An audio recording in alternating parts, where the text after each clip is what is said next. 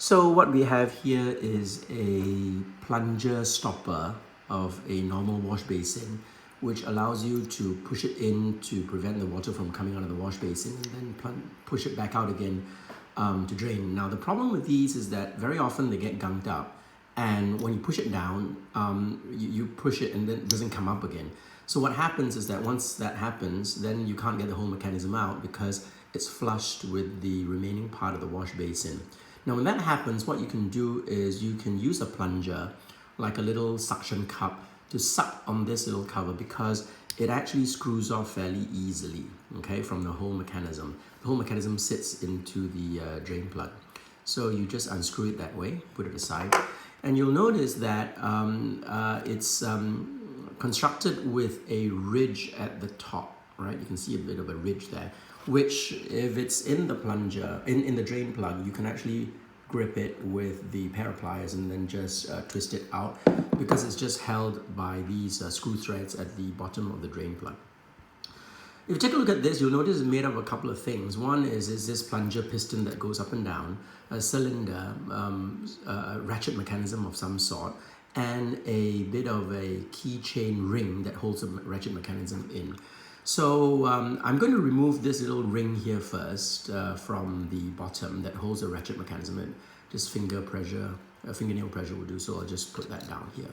And that ratchet that you can see, you can actually push it down and just relieve the pressure slightly. You can remove that with a pair of long nose pliers and remove the ratchet mechanism like so, okay?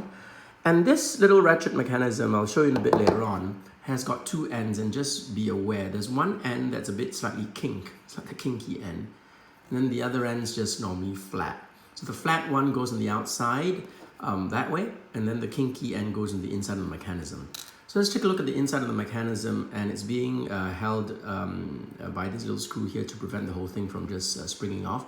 So apply a bit of pressure, remove that screw. Actually, you don't have to remove it all the way, just sufficiently unscrewed so that the mechanism comes up like so, okay? So we'll just gently remove that, and then we'll remove the screw, the spring out of there. And you'll notice that the that plunger mechanism has got a ridge in which the ratchet mechanism sits. So it sits and applies pressure on that ridge there, that way, right? And it goes up and down, or rather down plunger and then up plunger, down plunger and up plunger that way.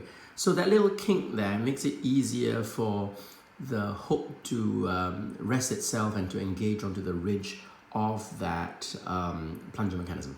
So what normally happens is that dirt gets into the ridges and the whole assembly, and it doesn't operate very well.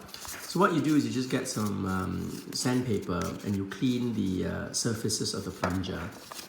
And also what you can do is just roll up the sandpaper and clean the insides of the cylinder as well. So once you've done that, then you might want to just apply some WD-40, or if you've got some normal grease, just apply a very, very thin layer on both of these surfaces. So to put that back on again, you put in the spring, you put in this plunger, and lock it with that screw so it doesn't come off again, okay?